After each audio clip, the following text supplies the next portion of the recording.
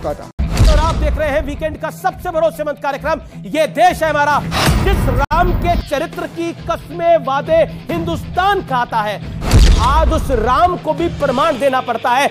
ये वही थे ना जो कहते सब पलट के रख दूंगा, खुद ही पलट गए। ये सारा जो तामझाम टंटा है वो इसी चीज का है। किसी तरह से करके हिंदू समाज में फांक लाओ।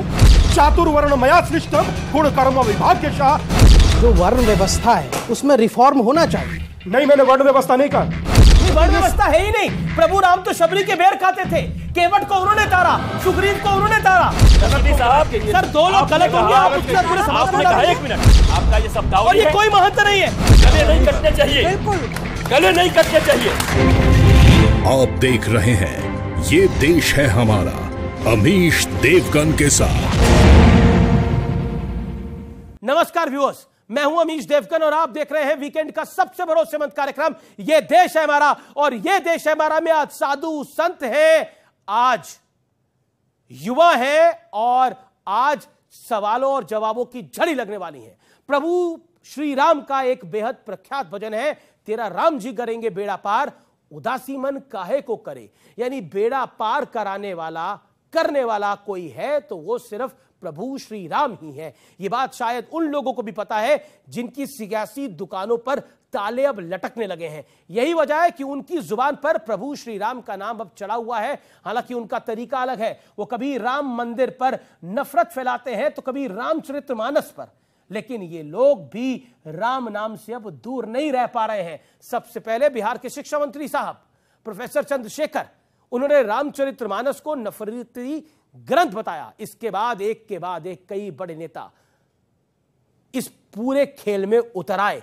आरोप लगाया गया कि रामचरितमानस में कुछ ऐसा लिखा है जो इसे समाज के एक वर्ग का बड़ा विरोधी साबित कर देता है। हालांकि इन दावों के पक्ष में इन तमाम नेताओं के पास ना कोई उचित तथ्य मिला, ना ही कोई ज्ञान, क्योंकि राम वो है जिन्होंने शबरी के झूठे बेर खाए, केवट को मित्र बनाया, सुग्रीव को न्याय दिलाया और विभीषण को लंका का राजा बनाया, यानी राजपाट तक सौंप दिया। ऐसे राम की कहानी पर अब स्वामी प्रसाद मौर्य जैसे समाजवादी पार्टी के नेता बैल लगाने की बात करते हैं। सवाल है कि क्या रामचरितमानस को बदनाम कर समाज में खाई पैदा करने की लगातार साजिश हो रही है? और यह सवाल कि क्या ऐसी टिप्पणियां किसी और धर्म ग्रंथ के प्रति की जा सकती हैं, आज इस अहम मुद्दे पर तर्कों और तथ्यों के साथ साधु संत समाज के साथ होगी सबसे बड़ी चर्चा। क्योंकि रामचरितमानस पर जो झूठ फैलाया जा रहा है उसका आज पर्दाफाश करेंगे जनता जनार्दन के बीच, युवाओं के बीच, साधु संतों के बीच। स्वागत है आपका वीकेंड के सबसे भरोसेमंद कार्यक्रम ये देश है हमारा में। राम सिया राम जय जय राम। सनातन का झंडा गाड़े रहिए, कायदे में रहेंगे तो फायदे में रहेंगे। जिस राम के स्पर्श मात्र से अहिल्या श्राप मुक्त हो गई,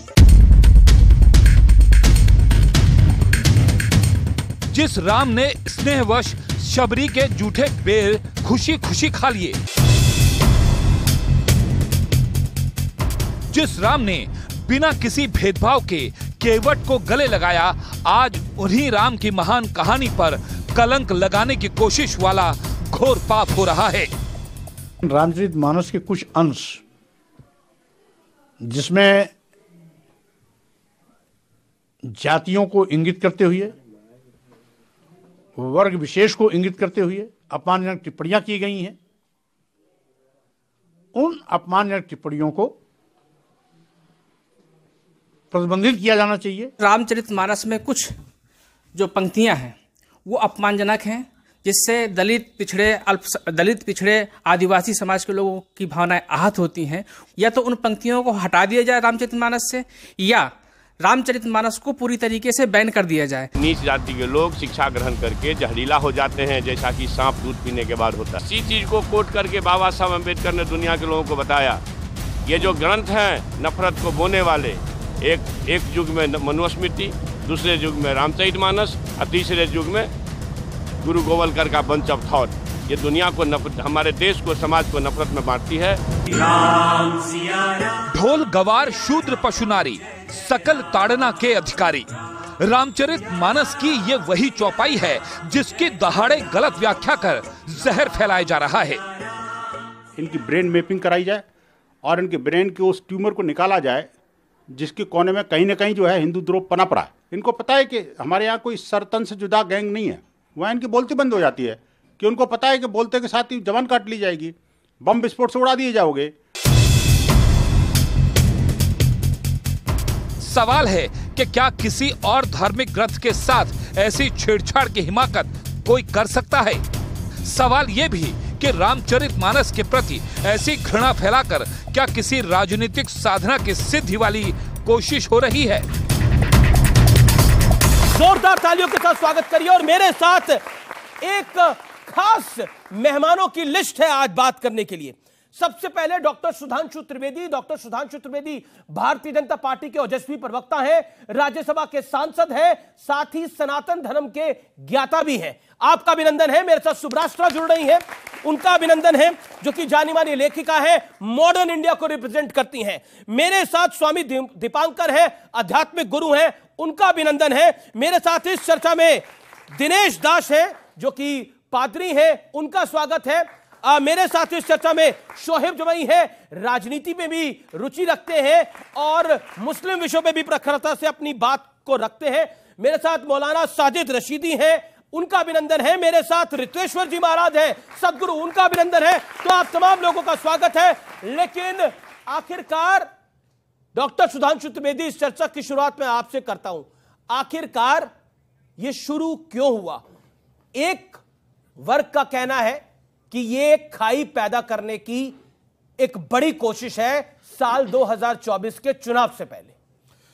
देखिए, पहली बात तो यह है कि विचित्र बात है कि जो लोग राजनैतिक हैं वो धार्मिक विषयों पर टिप्पणी करते हैं, जबकि सबको अपने अपने विषय के ऊपर अपनी मर्यादा के अनुसार टिप्पणी करनी चाहिए। मैं विनम्रता से कहता हूं, क्या मुस्लिम समाज में मौलवी, मुफ्ती, बारी, इनके अलावा किसी की हैसियत है कि वो बोल दे?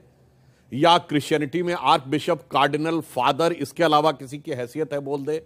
यहां बोलते हैं तो साफ हो जाता, राजनीतिक उद्देश्य से बोल रहे हैं, कोई सामाजिक सांस्कृतिक उद्देश्य नहीं है। राजनीतिक कारण यह है कि जब जातियों में विभाजित हिंदू समाज में एकता दिखने लगे तो काल नेमी की तरह बहुत से लोग आ जाते हैं कि राम का काज पूरा नहीं होना चाहिए, बिखराव दिखाई पड़ना चाहिए। शोहेब जमई, आरजेडी के एक मंत्री ने इस प्रथा को शुरू किया, रामचरितमानस को पर दोषारोपण करने का, और वो प्रथा इतनी बढ़ गई कि समाजवादी पार्टी के नेता कह रहे हैं कि रामचरितमानस जैसे पवित्र ग्रंथ को बैन कर देना चाहिए। ये मैं नहीं कह रहा, उनकी बाइट को मैंने सुनाया। क्या कहना चाहते हैं? 50 सेकंड आपके। मेरा मानना यह है कि मुस्लिम समाज के किसी भी व्यक्ति को जो प्रमुखता से टेलीविजन चैनल पर देखते हैं, इस पर किसी तरह का कमेंट करने की जरूरत नहीं है। बल्कि मैं ये समझता हूं कि जब संदर्भ की बात होती, मैं अभी सुधांशु जी से यही डिस्कस कर रहा था कि जिस चौपाए का जिक्र है सकल ताड़ना के अधिकारी है, कि वो जो संदर्भ है, तो अगर यहाँ संदर्भ है तो इसी बात को आपको समझना पड़ेगा कि जब कई प्रवक्ता जब यहाँ पे टेलीविजन पे आकर के कुरान की व्याख्या कर देते हैं बिना कुछ जाने, अज्ञानता में, और बिना संदर्भ के वो कह देते हैं कि देखो जी ये तो कुरान में काफिर के बारे में लिखा है, जबकि हम कहें कि भाई संदर्भ भी समझिए कि एक जंग हो रही है और वहां पे ये कहा गया कि उस पॉइंट पर आपने जंग लड़नी। जैसे अर्जुन, श्री कृष्ण ने अर्जुन को उपदेश दिया कि भाई आप जंग में यहां से अपने चचेरे भाई के खिलाफ भी लड़े, ठीक उसी तरह कुरान में ईश्वर की वाणी की तरफ से एक संदर्भ में कहा गया कि वहां पे लड़े। इसका मतलब ये नहीं है कि मुसलमान सब जगह ये कर। तो इसलिए जब आप इस कुरान हो, पवित्र कुरान हो या पवित्र रामचरितमानस हो, इसके किसी का जिक्र करते हैं तो उस संदर्भ में समझना जरूरी है। और इसलिए मैंने कहा कि जैसे सुधांशु जी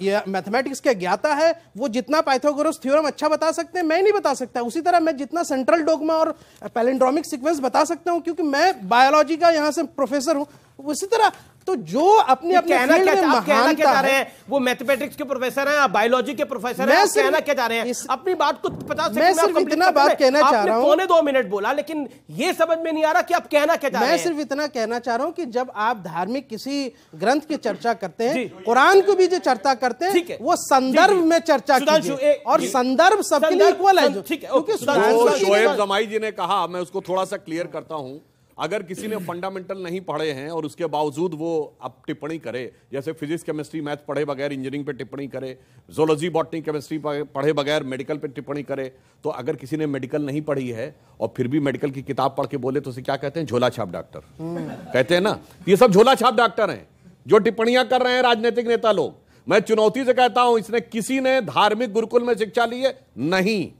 किसी ने वैदिक गुरुकुल में शिक्षा ली है? नहीं। किसी ने पूरी रामचरितमानस पढ़ी है? नहीं।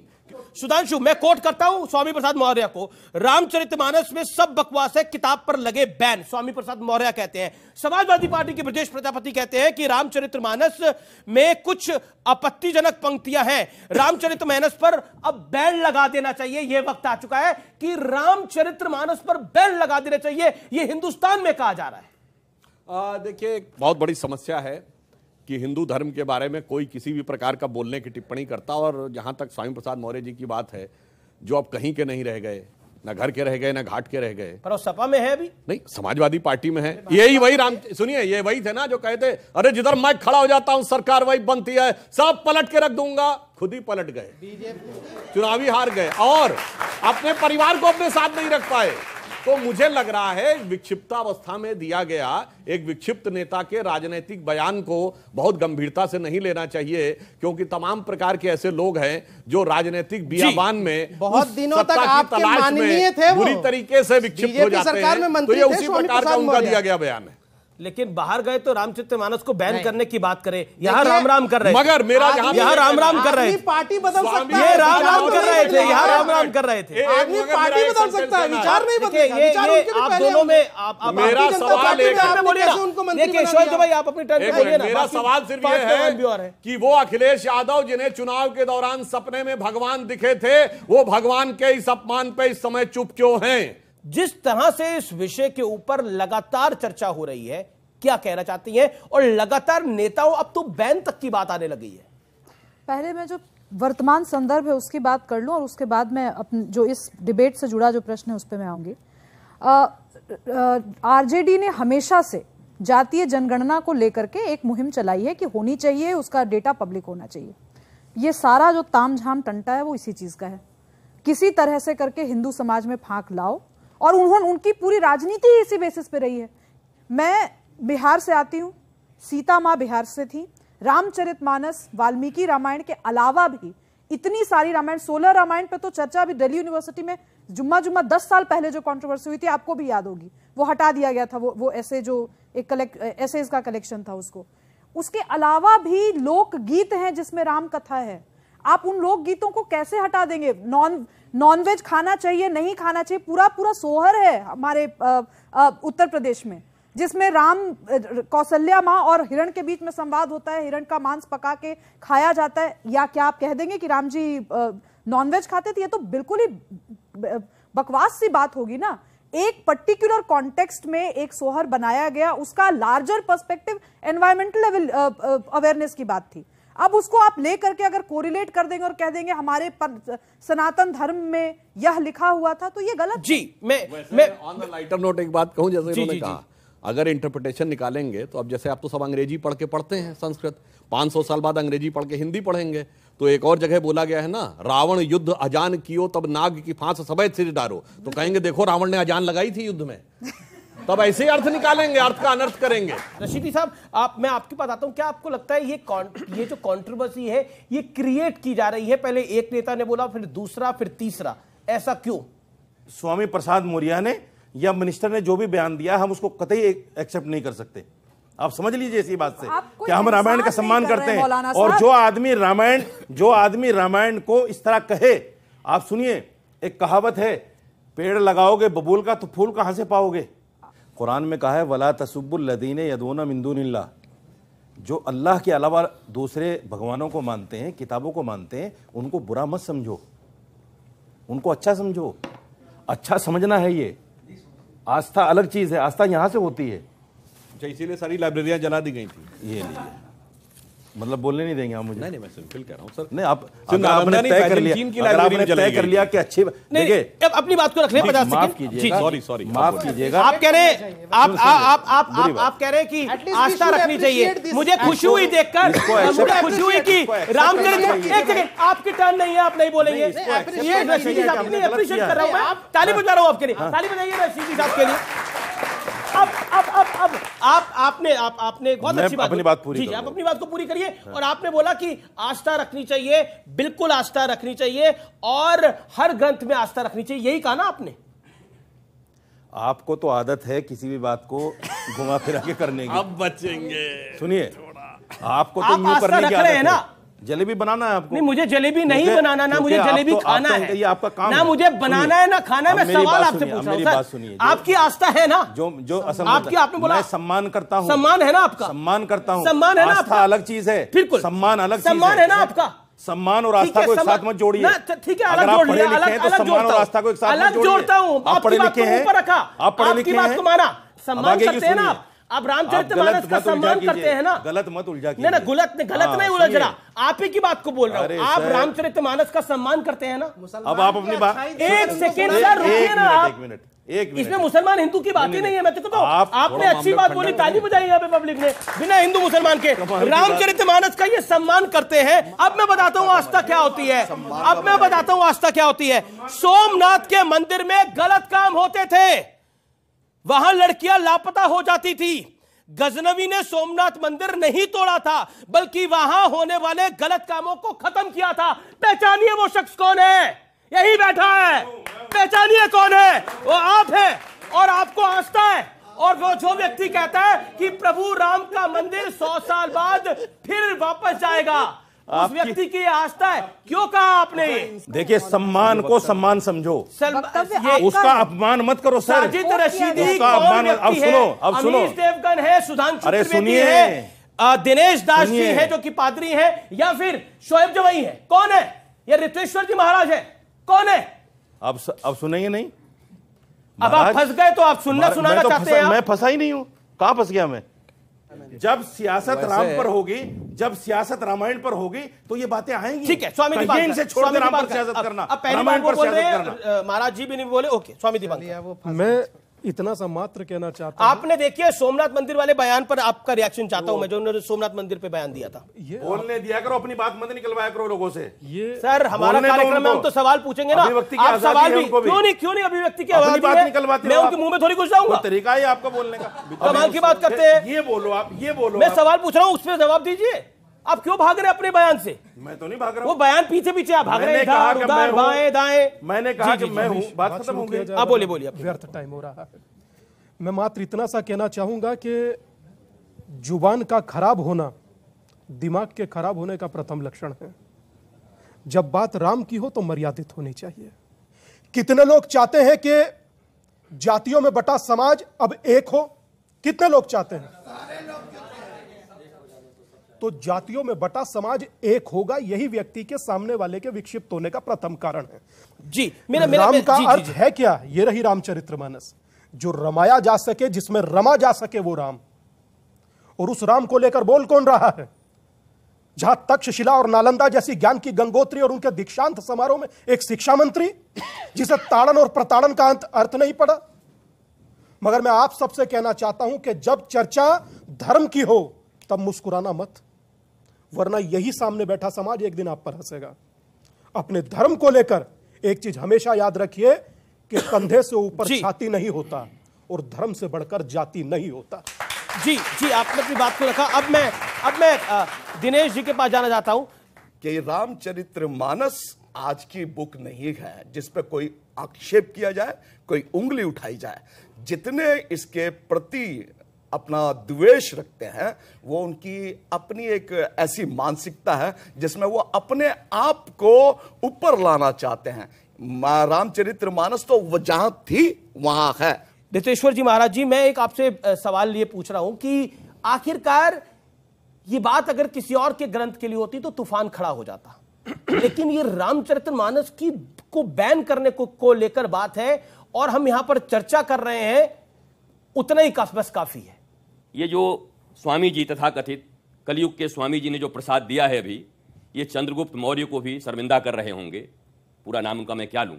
ऐसे स्वामी जी का प्रसाद आया है कि ये पूरे रामचरितमानस को कहते हैं बैन कर दो। और मुझे पता है कि आज पूरी की पूरी हमारी जो भारतीय सभ्यता है, हमारी मुस्लिम कम्युनिटी है, हमारे जो क्रिश्चियन के यहाँ बैठे हुए हैं फादर, तो आज ये सारे लोग हमारे साथ होंगे। क्यों? क्योंकि धर्म ग्रंथ पर पहले भी सवाल उठते आए हैं, और अब अगर धर्म ग्रंथ पर किसी ने सवाल उठाया है तो कल अगर किसी के धर्म ग्रंथ में जिस पर सवालें उठती रहती हैं, अगर कुछ गड़बड़ी हुई तो दोबारा हम सवाल नहीं उठा सकते। इसलिए बहुत विराट रूप से इसके विषय में चर्चा करनी जरूरी है, नहीं तो कल एक बात गड़बड़ी हो जाएगी कि आप जिन चीजों को बदलना चाहते हैं आप बदल नहीं पाएंगे। अब मैं निवेदन करना चाहता हूं कि स्क्रीन पर चौपाई आए, जिस चौपाई को लेकर बहुत सारे विवाद हुए हैं। सुधांशु जी अगर आप यहां पे खड़े हो पाए, और क्या आपको लगता है, आइए सुधांशु जी आप इधर आइए, और मैं आपसे ये जानना चाहता हूं कि इस पूरे विषय को लेकर जो पॉलिटिक्स हो रही है या फिर इसको मिस इंटरप्रेट करने की कोशिश हो रही है, क्या कहना चाहते हैं आप? देखिए, पहले यह संदर्भ है, यह सुंदरकांड में है। यह जब समुद्र के किनारे भगवान खड़े होते हैं और वह ये कहते हैं 3 दिन के लिए समुद्र के लिए रास्ता छोड़ने के लिए कहते हैं। समुद्र रास्ता नहीं छोड़ता, हमारे यहां नहीं छोड़ता, बाकी कहीं छोड़ दिया हो तो अलग बात है, हमारे यहां नहीं छोड़ता। तो जब वो क्रोध में अपना शरसंधान करते हैं, समुद्र प्रकट होकर कहता है। इसमें सारी बात, ये अधिकारी शब्द का क्या अर्थ है? अधिकार तो प्रिविलेज होता है। अगर कोई ये कहे कि मेरा ताड़ना का अर्थ यहां पीटना है, तो एनीबडी विल से कि sir I getting beated is my privilege. तो such a type of illogical explanation. अधिकार का मतलब होता है मेरा विशेषाधिकार है, और यहां ताड़ने का अर्थ है गौर से देखना। नंग धलंग मलंग किसी को दूरबीन से ताड़ के देने वाला जब भी देता छप्पर फाड़ के। देवानंद की पिक्चर जाके देख लीजिएगा। ये खड़ा खड़ा बैठा कुछ नहीं करता, ताड़ता रहता आने जाने वालों को, बेकार लड़का है। यहां ताड़ने का अर्थ पीटना नहीं होता है। तो जब वो समुद्र प्रकट होता है तो वो कहता मेरी बात को गौर से सुनिए, ये मेरा अधिकार है, इसीलिए अधिकारी शब्द है। वरना अधिकार का पिटाई के साथ कोई कनेक्शन बता दे। इसीलिए मैंने कहा ये जो फंडामेंटल, मतलब एक मजाक में एक बात कहूं, जी। बचपन में जब मैं छोटा था तो अक्सर आपने सुना होगा ना कि नाई लोग बड़े एक्सपर्ट होते हैं, तो एक आके मजाक में एक बात कहते थे कि साहब आपको तो भविष्य में हो सकता है ऐसे इंटरप्रिटेशन भी हो जाए। वो कहते थे मजाक में, साहब गुरु की महिमा आपको पता है कि जब तक भगवान नहीं मिलेंगे, जब तक गुरु कृपा ना हो, पर गुरु के नाई की कृपा आपको नहीं पता। उन्होंने कहा है, कहते जब तक गुरु का नाई कृपा नहीं करेगा गुरु की कृपा नहीं होगी। तो हमने कहा कैसे? हम लोग बहुत बच्चे थे तब सुना। तो उन्होंने कहा अरे गोस्वामी जी लिख गए, जय जय जय हनुमान गोसाई, कृपा करो गुरुदेव के नाई। तो मतलब ऐसा होगा जब अंग्रेजी पढ़ के हिंदी का अर्थ निकाला जाएगा आज से 500 साल बाद, तो हो सकता है ऐसे अर्थ का अनर्थ भी निकालना शुरू कर दे। इसलिए मैं कहना चाहता हूं संदर्भ, प्रसंग, और ये क्या शब्द है। जैसा मैंने कहा अरामिक में लिखी गई है बाइबल, अरबिक में लिखी गई है कुरान। तो अब उर्दू से पढ़ के आप कहें कि हम कुरान का सही अर्थ निकाल लेंगे, अरामिक में लिखी गई को आप इंग्लिश से कहें कि सारा अर्थ निकाल लेंगे, अवधि में लिखी गई को खड़ी बोली हिंदी से 500 साल अर्थ निकालेंगे, और इसमें कोई गलती नहीं है जी। ये षड्यंत्र के तहत किया जाता है। ये देश है हमारा। मैं रुकूंगा मैं एक ब्रेक के लिए, एक अंतराल के लिए, लेकिन अंतराल के उस पार देश की युवा पीढ़ी पूछे कि सीधे सवाल। आप देखते रहिए, ये देश है हमारा। आपके आराध्य को भी बुरा, आप अगर जो भीख मांगो वो भी बुरा। क्या मतलब है? सोमनाथ ज्योतिर्लिंग अभी बुलाया आपने कहा गलत काम होते थे। नहीं, आपने बोला, आपने बोला पंडित और जो गलत कहता है वो गलत है, लेकिन आप मानो उसको। आप कैसे मानते हैं? आप मानो सर उसको। आप क्या बोल रहे हैं?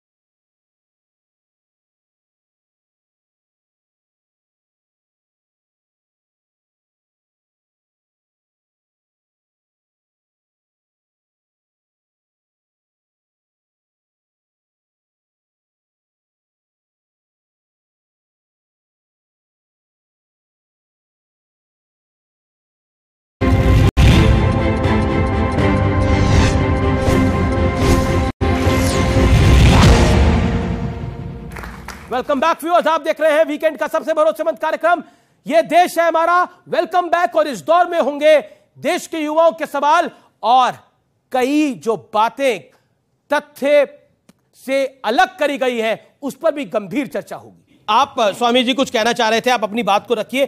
क्या आपको लगता है कि जिस तरह से ये पूरा भोकाल मचाया गया और लगातार मचाया जा रहा है, इसका संदर्भ क्या है? 1,97,00,000 वर्ष का हमारा इतिहास है। हम कोई 1400 वर्ष के इतिहास के नहीं है, हम कोई 2000 वर्ष के इतिहास के नहीं है। और इतिहास लिखने वाले केवल रोमिला थापर के इतिहास को हम नहीं पढ़ते। हमारे ये जो कवि हमें तुलसीदास जी को कह रहे हैं, हम इनको इतिहासकार मानते हैं। भगवान राम, भगवान कृष्ण, ये कोई माइथोलॉजी नहीं है। भगवान राम कृष्ण इस देश के स्वर्णिम इतिहास है, वो गोल्डन हिस्ट्री है। इसलिए उस पर किसी को सवाल उठाने का कोई हक नहीं है, कोई सवाल नहीं उठा सकता। जी रशीदी साहब कुछ कहना चाह रहे हैं, उसके बाद स्वामी दीपांकर और सुब्राष्ट्रा जी। देखिए, ये जो सवाल उठा रहे हैं ये आप ही के सवाल तो आपने भी उठाया ना सर? ये आप ही के लोग हैं ना उठाने वाले। अगर चौपाई पर सवाल उठाया है तो किसी ने स्वामी प्रसाद मौर्य ने उठाया है, और ये 80% में आते हैं। लोग मतलब 80% में आते हैं ना? मानो नहीं, 80% में आते हैं। एक सेकंड, आपके लोग मतलब 80% में आते हैं ना ये। अच्छा, 80% में। जैसे बीजेपी कहती है कि 80% हिंदू हैं, तो 80% में ही आते हैं ना। स्वामी प्रसाद मौर्य भी 80% से अलग तो नहीं है। वो कहते हैं वो 80% वाले हैं, आप ही के लोग ही तो हैं जो बोल रहे हैं आज। बेसिक वो 80% हैं या अभी 80 भी नहीं रहे, जातियों में बट गए। उन्हीं को जोड़ने की विधा चल रही है, उन्हीं को जोड़ने भिक्षा यात्रा। हाँ, भिक्षा यात्रा, उन्हीं को जोड़ने की यात्रा है। 100 साल से अधिक हो गया बटे हुए। अब तो एक होना चाहिए यार, या नहीं होना चाहिए? होना चाहिए या नहीं? कब तक बटकर रहिएगा? आप ठाकुर है, बूंद भर है, जाट है, बूंद भर है, गुजर है, बूंद भर है, बनिया है, बूंद भर है, दलित वाल्मीकि जाटव है, बूंद भर है। अगर आप हिंदू हैं तो आप समंदर हैं, ये याद रखिएगा जी। तो अपने आप को, अपनी ताकत को, अपनी हैसियत को भूलिए नहीं। और अगर भूल रहे हैं तो आपके पास भी आऊंगा, भिक्षा मांगने छोड़ूंगा नहीं। ओके, मैं शोएब जमाई देन सुब्राष्ट्रा जी। शोएब जमाई 30 सेकंड। अच्छी बात है कि स्वामी दीपांकर जी ने कहा कि जो वर्ण व्यवस्था है उसमें रिफॉर्म होना चाहिए। नहीं, मैंने वर्ण व्यवस्था नहीं कहा, आप बिल्कुल गलत रिफॉर्म नहीं होना चाहिए। वर्ण सर ना कीजिए, क्या कहा गया? गलत कह रहे हैं। वर्ण व्यवस्था की बात ही नहीं हुई। वर्ण व्यवस्था का जिक्र अब मैं आपको नहीं, वर्ण व्यवस्था है ही नहीं। प्रभु राम तो शबरी के बेर खाते थे, केवट को उन्होंने तारा, सुग्रीव को उन्होंने तारा, और विभीषण को राजा बनाया। आप कहते हैं वर्ण व्यवस्था हिंदू समाज के अंदर? कमाल की बात करते हैं। मैं जानता था ये सवाल आएगा। नहीं, सवाल क्यों नहीं आएगा? ये जवाब है, जिसको आप सवाल समझ रहे हैं वही जवाब है। प्रभु राम का जीवन जवाब है बहुत बड़ा, जो वर्ण व्यवस्था की बात करते हैं इस देश में। पहली बात तो मैं कहना चाहता हूं, गलत बात कही, मैं उसे सही करता हूं जी। भारत में जाति व्यवस्था नहीं थी, कास्ट शब्द तक पुर्तगाल की संस्कृति से लिया है। श्रीमद् भगवत गीता पन्ना नंबर 176 श्लोक नंबर 13 अध्याय नंबर 4, चातुर्वर्ण मया सृष्टम गुण कर्म विभाग्यशः। गुण और कर्म के आधार पर बांटा जाता, जाति के आधार पर नहीं। सही, ओके। अब जवाब दे दीजिए। 30 सेकंड आपके, देन सुब्राष्ट्रा। कुरान ने यह कहा कि तुम में से एक दूसरे से कोई श्रेष्ठ नहीं है, जातियों की ना बुनियाद पर ना इलाकों की बुनियाद पर। श्रेष्ठ वही है जो भगवान का सबसे करीबी है। आपके यहाँ क्या है? आपके यहाँ बिल्कुल सीधा सिस्टम है, जैसे साहब ने कहा। आपके यहाँ भी सिया है, सुन्नी है, बरेलवी है, देवबंदी है, अहमदिया, यही बात है। मगर उसके बाद कौन? शोएब जमाई मुस्लिम धर्म बोले इस्लाम, वो कौन? बोले क्रिश्चियन धर्म मतलब ईसाइयत। हम कौन? बोले ठाकुर जाट गुजर। उसी को जोड़ने की यात्रा ही भिक्षा यात्रा। राम तेरे देश में आज ये हाल हो गया। जिस प्रभु राम ने शबरी के झूठे भेर खाए, जिस प्रभु राम ने केवट को मित्र बनाया, जिस प्रभु राम ने सुग्रीव को न्याय दिलाया, और जिस प्रभु राम ने विभीषण को लंका सौंप दी, आज उसके रामचरितमानस पर, जिस राम के चरित्र की कस्में वादे हिंदुस्तान खाता है, जिस राम का चित्र, उसका वर्णन भारत के संविधान में है, यानी जो बाबा साहब अंबेडकर ने लिखा, आज उस राम को भी प्रमाण देना पड़ता है। पहले मंदिर के लिए देना पड़ता था, 50 साल पहले तक, 50 साल तक मंदिर के लिए प्रमाण दिया गया कि किस कमरे में भगवान राम पैदा हुए, अयोध्या भगवान राम की है कि नहीं है, इस पे प्रमाण देना पड़ा। आज रामचरितमानस को भी प्रमाण देना पड़ रहा है। सोच लीजिए ये देश किस और आगे बढ़ रहा है, इसके आगे मैं कुछ नहीं कहना चाहता। सुभराष्ट्रा, जवाब दीजिए। आमिष जी, 2-3 चीजें मुझे घोर आपत्ति है। शंबूक वध पर लोगों को चर्चा करनी है, लोगों को हिंदू समाज से वाद संवाद करना है, लेकिन मैं पूछना चाहती हूं, मैं सिर्फ सवाल पूछ रही हूं, क्या यही आजादी मुझे है कि मैं कुरान की आयतों से जो भी इंटरप्रिटेशंस निकले हैं और जो भी जीवन चरित्र रहा है, क्या उस पर सवाल उठाने का अधिकार है मुझे? बिना मेरा सर कलम हुए क्या मैं सवाल पूछ सकती हूँ? मैं आपसे जानना चाहती हूँ। मैं शंबूक वध पर अगर ये नौटंकी की गई यहाँ पर कि हम रामचरितमानस का बड़ा सम्मान करते हैं, नहीं, मेरा निवेदन है, स्वामी जी बोलने दीजिए। नौटंकी कहा जा रहा है, आप अपनी बात को रखिए। अपने टर्न में इनको मुझे जो गालियां देनी हो दे, मैंने आपके नहीं, मत दीजिएगा। बहुत बहुत महान व्यक्ति हैं आप, आपकी महानता दिख रही है। मगर आप सोमनाथ पे जो बयान दिया, बहुत महानतम बयान दिया। नौटंकी मत कहिए। मैं कहूंगी, मैंने सम्मान किया, उनका अधिकार है, वो मेरा अभिव्यक्ति की आजादी बाबा साहेब अम्बेडकर के संविधान ने दी है मुझे।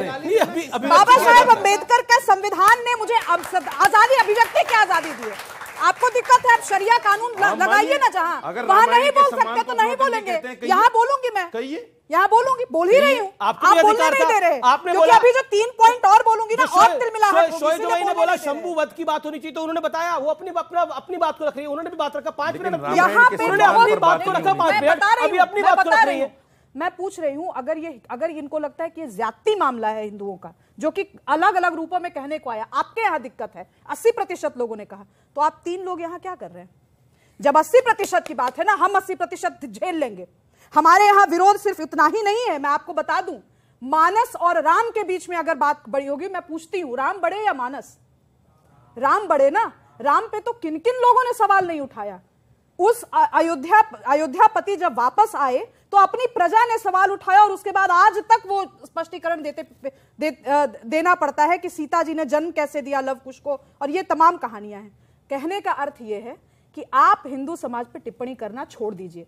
हमारा समाज इतना डेमोक्रेटिक है कि हम 3 लोगों को बुला करके, 3 अलग अलग धर्मों के लोगों को बुला करके भी हम बहस कर सकते हैं, और उसके बावजूद हम अपने लोगों से भी बहस कर सकते हैं कि ये सही है, वो गलत है। ये शास्त्रार्थ की परंपरा जिस दिन आप में आएगी, उस दिन हमारे शंबूक वध पर भी सवाल कीजिएगा, और नहीं, और अगर आपको सवाल पूछना है तो आप कहिए कि हम हिंदू धर्म मानते हैं, कहिए कि मैं हिंदू हूं, और तब मैं सवाल पूछ रहा हूं, जवाब मिलेगा। ठीक है, अब मैं आता हूं। जी, अब आपकी बारी नहीं है, अब बारी है साजिद रशीदी की। साजिद रशीदी जी, देखिए, आपने बोला कि आपको हर चीज का बहुत सम्मान है, लेकिन आप मुझे बताइए, सोमनाथ के मंदिर में गलत काम होते थे, आप इस तरह के बयान को देख के आपको लगता है कि, क्या आपको लगता नहीं है कि ये भी एक आस्था को ठेस पहुंचाना है? भगवान सोमनाथ का मंदिर ज्योतिर्लिंग है। 2-3 बातें सुन लीजिए। इस पर जो मैंने सवाल पूछा, इस पर जवाब दीजिए। बिल्कुल बोलूंगा जी। आपने अभी बोला कि भगवान राम ने शबरी के झूठे बेर खाए। जी, मैं मानता हूं कि वो वक्त इतना ही बड़ा आदमी था, इतना ही बड़ा उसका चरित्र है कि मानना चाहिए, समझना चाहिए, लेकिन क्या भगवान सॉरी भगवान आपके लिए है, मेरे लिए भगवान नहीं है। उनको आप पुरुष नहीं, मेरे लिए भगवान नहीं है, मर्यादा पुरुषोत्तम मेरे लिए भगवान नहीं है। नहीं है तो आप बहस मत कीजिए, चले जाइए। नहीं मानता, नहीं है तो बहस मत कीजिए, यहाँ मत रहिए। ऐसा लगता है नहीं, मैं राम जी को भगवान नहीं मानता सर, नहीं मानता राम जी को भगवान। डिबेट में आप लोगों को आना नहीं चाहिए। अभी आपने ये कहा कि उसका राम एक आदमी था, उसका ये घोर आपत्तिजनक बात है। सॉरी बोलता हूं, और हम जैसे लोग या हिंदुस्तान का कोई सॉरी बोलता हूं सर। आपने सॉरी बोला, हम स्वीकार करते हैं, कृपया ऐसी बातें न बोलें। माफी ऐसे ही स्वीकार होनी चाहिए। 30 सेकंड में अपनी बात करूं, सुनिए। माफी ऐसे ही स्वीकार होनी चाहिए, जुलूस नहीं निकलने चाहिए। जी, माफी ऐसे ही स्वीकार होनी चाहिए, ऐसे ही स्वीकार होनी चाहिए। बिल्कुल, गले नहीं कटने चाहिए, बिल्कुल गले नहीं कटने चाहिए, ऐसे खुले मुंह पर माफी स्वीकार होना चाहिए। जी बोला और माफी हो गई, अब क्षमा हो गया। जी, अब आपको लगता है, एक सेकेंड, अब आपको लगता है जो आपने सोमनाथ पर बयान दिया, क्योंकि वो बड़ा ज्योतिर्लिंग है, और आपका गजनी से क्या लेना देना, आपका क्या मतलब उससे? ना आप उसके रिश्तेदार, ना आप 3 में ना 13 में, आप उसका साथ दे रहे हैं। आपको साथ देना है तो यहां पर आप कहते हैं ना कि आपके ये भाई बहन है, आप यही बोलते हैं ना, इनका साथ दीजिए, आप सोमनाथ का साथ दीजिए। आप कह रहे हैं वह गलत काम हो रहे हैं, कितने लोगों को ठेस पहुंची होगी? यहां पर इतने लोग यहां बैठे हैं, इधर लोग इधर बैठे हैं, कितने लोगों को ठेस पहुंची होगी? अच्छा ठीक है, आपका सवाल ये घुमा फिरा के करना वाजिब है, मगर मैंने कई इतिहासकारों को पढ़ा है। मैंने नीलवार भट्टाचार्य को पढ़ा है, रोमिला थापर को पढ़ा है, सोपाई गोपाल को पढ़ा है। सुनिए दानिश कार्टून नहीं, दानिश कार्टून, फिर हम अगर उस पर चर्चा कर सकते हैं। अपनी बात मैंने जो पढ़ा है, मैंने सिर्फ ये कहा है कि वहां जो गलत कार्य महमूद गजनवी को बताए गए कि वहां औरतों के साथ क्या गलत होता था, उस गलती को लेकर महमूद गजनवी ने पहले जांच कराई अपने आदमियों को भेजकर, फिर उसके बाद में उसने हमला किया। औरंगजेब भी काशी विश्वनाथ को बचाने गया था आपके अनुसार, और गजनी भी बचाने गया था। हमारे मंदिर तोड़ दिए, मतलब हमारे क्या आपके भी मंदिर ही हैं, वो मंदिर तोड़ दिए, और उसके बाद आप कह रहे हैं अरे बाबर तक समझा कि आपको बाबर के साथ कुछ प्यार होगा, लेकिन अब तो आप गजनवी और इनके साथ खड़े होने लग गए। ये तो बड़ी गलत बात है। सोमनाथ का मंदिर तोड़ा, बड़ी बौद्धिक बात की जा रही है कि आपके साथ दिक्कत क्या है कि आप उस बात को जो हाईलाइट हो सकती है उसको बार बार दोहराते हो। मैं सिर्फ इतना कहना चाहता हूँ, मेरा मकसद ये नहीं है कि मंदिर तोड़ा तो गलत तोड़ा, मैंने ये नहीं कहा कि मंदिर तोड़ा तो सही तोड़ा, मैंने नहीं कहा। तो फिर क्यों बोला आपने ये स्टेटमेंट? क्यों दी? मैंने जो पढ़ा है वो मैंने बोला। ये स्टेटमेंट आपने क्यों दी फिर, कि ये स्टेटमेंट क्यों दी सोमनाथ का मंदिर में गलत काम होते थे? आपके पास कौन सा प्रूफ थे? आप जिंदा थे? बापू जेल में क्यों है? राम रहीम जेल में क्यों है? कमाल की बात कर रहे हैं। गलत राम रहीम के सोमनाथ के मंदिर को कैसे मिला सकते हैं? गलत नहीं होते। आप राम रहीम के मंदिर सोमनाथ के मंदिर को कैसे मिला सकते हैं? ये क्या कह रहे हैं? कहाँ गए आप? कहाँ रहे हैं? गलत को गलत नहीं, ये कहाँ रहे हैं? ये कहाँ रहे हैं? एक बात आप सबसे कहना चाहता हूं, सुनिए, बात कहां चल रही थी, कहां आ गई। देखा, मैं कसम से तुमसे पल्ला फैला कर कह रहा हूं, उस्ताद भीख मांग रहा हूं, एक हो जाओ वरना सब फंस हो गए। क्यों नहीं मान रहे हो यार तुम लोग? कब तक जातियों में बटे रहोगे? ये तुम्हारे बटे होने का ही नाटक है कि आपके आराध्य को भी बुरा, आप अगर जो भीख मांगो वो भी बुरा, और अगर आप एक साथ नहीं आओगे तो भी बुरा। किसी ने आराध्य को बुरा नहीं, आप समझ रहे? किसी ने आराध्य क्या कहा इन्होंने अभी? बिल्कुल नहीं। ये राम रहीम के साथ किसी ने आराध्य को बुरा नहीं कहा। ये आम आदमी के साथ, एक आम आदमी के साथ महादेव की तुलना कर रहे हैं, और फिर उसके बाद बैठकर राम रहीम के साथ आपने सोमनाथ अभी कहीं आपने कैसे मिला दिया? नहीं आपने तो क्या मतलब है? सोमनाथ ज्योतिर्लिंग है, अभी मिलाया। आपने कहा गलत काम होते थे, नहीं आपने बोला, आपने बोला, ये मेहनत करते हैं, आपने बोला। ये कौन से महंत कर रहे हैं? कौन से महंत? सारे जेल में जो पड़े हैं। कमाल, ये सारे ये मौलाना करते हैं कि जेल में पड़े हैं? ये मौलाना करते हैं? आप पंडित, आप पहले डेफिनेशन समझिए। आप महंत और कथावाचकों की डेफिनेशन। एक मिनट रशीदी साहब, सर दो लोग गलत होंगे, आप उसके साथ पूरे समाज आपने कहा, एक मिनट, आपने कहा पंडित और ये गलत काम करते हैं कि नहीं? महंत और पंडित, आपका ये शब्दावली और ये कोई महंत नहीं है। राम रहीम कोई महंत है ही नहीं। मौलाना कथावाचक, अरे जो गलत करता है वो गलत है, वही कह रहा हूं मौलाना। मैं भी वही कह रहा हूं कि जो गलत करता है वो गलत है, लेकिन आप मानो उसको। आप कैसे मानते हैं? आप मानो सर उसको। आप क्या बोल रहे हैं कि जो गलत है वो गलत है? रोमिला थापर को मानते नहीं उसको? रोमिला थापर की इतिहास पढ़ करके हमें समझाओगे? 1,97 लाख का इतिहास है। रोमिला थापर का नहीं, ये गलत हो रहा है, ये गलत बोला गया। माइनॉरिटी आप चिल्लाते हो। जब बीजेपी के नेता ने प्रॉफेट मोहम्मद के खिलाफ जो बयान दिया था, उसके खिलाफ देश में जो प्रदर्शन हुए थे वो सबने देखे थे, और आज जब ये सब हो रहा है, वो राम जी के लिए जो बोला जा रहा है, तब आप कहाँ पे प्रदर्शन दे रहे हैं? आप बताएं, हम साथ में आपके लिए जुड़ेंगे। आए ना, आपसे सवाल पूछ रहे हैं, हम यहाँ पे आए हैं। आप यहाँ पे हमारी रामचरितमानस की वो कह रहे हैं, आप राम को आदमी बोल रहे हैं। आप क्या बोल रहे हैं? आप राम को आदमी कह रहे हैं। उनका पॉइंट है कि आप कहाँ पे प्रदर्शन कर रहे हैं? सर, आपने महंत पर आरोप लगाया, आप अपने मौलाना से हलाला जो करते हैं मौलाना, उस पे आप क्यों नहीं क्वेश्चन कभी करते हैं? आपने B.R. अम्बेडकर को माना, आप सेक्युलरिज्म मानते हैं, लेकिन आज भी मुस्लिम पर्सनल लॉ फॉलो होता है। इस पे आपका क्या कहना है? जवाब शोएब भाई। पर्सनल लॉ अलग लॉ नहीं है, बल्कि संविधान का आर्टिकल 1937 का यहां से पर्सनल लॉ एक्ट है, और ये संविधान का हिस्सा, ये कोडिफाइड लॉ है मेरे भाई। आपको जिन फेसबुक और व्हाट्सएप यूनिवर्सिटी ने जो सिखाया है ना कि देखिए मुसलमानों का पर्सनल लॉ अलग, पर्सनल लॉ हिंदुस्तान में 1937 में संविधान में अपनाया, ये कोडिफाई किया गया। ऐसा नहीं है। सुब्राष्ट्र का मौका नहीं, अमीश आप मुझे दिनेश जी आऊंगा आपके पास। प्लीज एक एक्ट बोल लिया ना आपने बोल दिया ना। नंबर 2 नहीं, नंबर 1 कर रही है आप। ये उनका कहना है, समय नहीं कर रहे हो। मुझे बताइए कि आपके यहाँ न्यूज चैनलों में कितने लोग नीचे जातियों से हैं? अब ये वहां क्या बात हो रही है? दलित है, बताइए क्या कर रहे हैं आप? आप कह रहे हैं ना जातियों में नहीं बांटो। यहाँ पे भी आप जाति जोड़ रहे हैं। जी। आप कुछ कहना चाह रहे थे? जी जी सर, मेरा सवाल खड़े होके बोलिए। ये क्या मतलब है? क्या कह रहे हैं आप? बताइए कितने एंकर दलित हैं इस वक्त और छोटी जातियों से हैं? बताइए जरा, इसका जवाब है आपके पास? नहीं, ये आप दलितों को हक नहीं देंगे? ये मीडिया इसको यहाँ से एंकर का पोजीशन मीडिया का कास्ट, ये सवाल है। मीडिया के कास्ट स्ट्रक्चर से हम दलित के साथ युवक के सवाल का क्या लेना देना? बिल्कुल दलित के साथ है।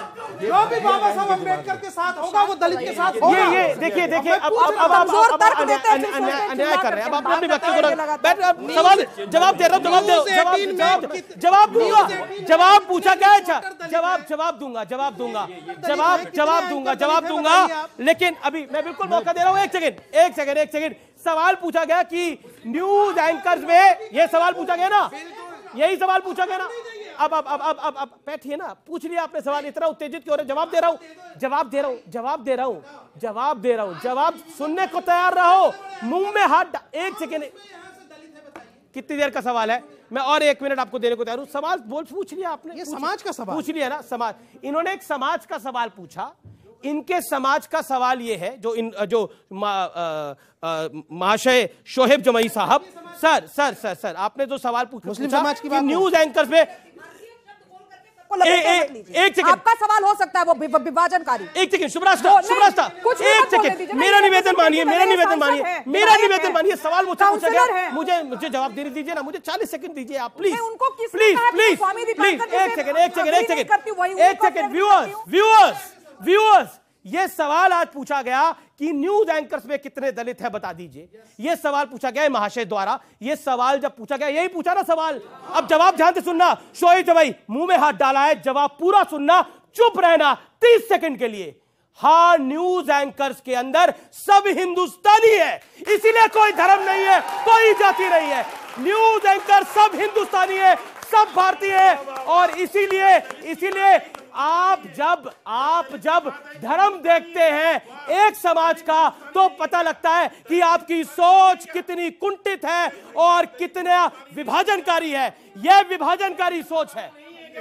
इस जो आपने बड़ा शब्द कहा, मैं उसी शब्द को आगे बढ़ाता हूं। मैं आपसे पूछ रहा हूं, दादा 1 मिनट आप ही से पूछ रहा हूं कि हम सब कौन है, वहां से जवाब दीजिए। विवेकानंद ने शिकागो से लौटकर कहा था कि मुझे गर्व है हिंदू होने पर। हम सब कौन है, जवाब वहां से दीजिए। हम सब कौन है? इतना पर्याप्त है या धर्म हमारा सनातन है, वो भी बताइए। नहीं, देखिए पॉइंट ये है कि ये कोई विषय नहीं था, और दिस इस्टेब्लिशेस द फैक्ट, ये पूरी सोची समझी साजिश है 2024 से पहले, जिसमें जातियों में समाज को बांट दो। आप बेटा कुछ पूछना चाह रहे, सवाल पूछिए। अब ऑडियंस का दौर है। हिंदू, मुस्लिम, सिख, ईसाई आपस में हम भाई। बहुत शानदार बात। आपसे मेरा सवाल बहुत शानदार बात। क्या हिंदू वोटों में बंटवारा करके, पिछड़े और दलितों में मतभेद पैदा करके, क्या एक अलग राजनीति को बनाकर चमकाने की साजिश है? यही है। ओके। देखिए, ये मुझे लगता है कि जिस तरीके से युवाओं के सवाल को या तो खारिज किया जा रहा है, लड़ा जा रहा है उनसे, या ऐसा किया जा रहा है कि सबसे बड़े हम रहनुमा उनकी तरफ से बोला जा रहा है। भाई सवाल वो पूछ रहे हैं, पूछने दीजिए ना। खुले मन से सवाल पूछा गया सेक्युलरिज्म पे। एक ने तो कह दिया कि मुस्लिम पर्सनल लॉ बेसिक स्ट्रक्चर है कॉन्स्टिट्यूशन का। भाई नहीं है। अगर आपका ज्ञान कम है तो यहाँ पर हम उस डिबेट के लिए नहीं बैठे। नहीं, ऐसा कुछ नहीं है। 1937 47 में तो देश आजाद हुआ है। बिल्कुल 1950 बी.आर. अम्बेडकर ने कहा। ये क्या तरीका है? अब बारी से उनको पहले उनको भाषण दें, फिर मैं तर्क दूंगा। मैं दिनेश दास जी की बात करने जाता हूँ। दिनेश जी, आप अपनी बात को रखिए। सर मैं माफी चाहता हूँ, आपका लेट आ रहा हूँ, लेकिन बिल्कुल दिनेश जी, एक संविधान में ही राम दरबार का भी चित्रण था। एक्सेप्ट कीजिए। टीपू सुल्तान का भी फोटो है, एक्सेप्ट कीजिए आप। बस हमने कभी ऐसा नहीं है कि नहीं किया।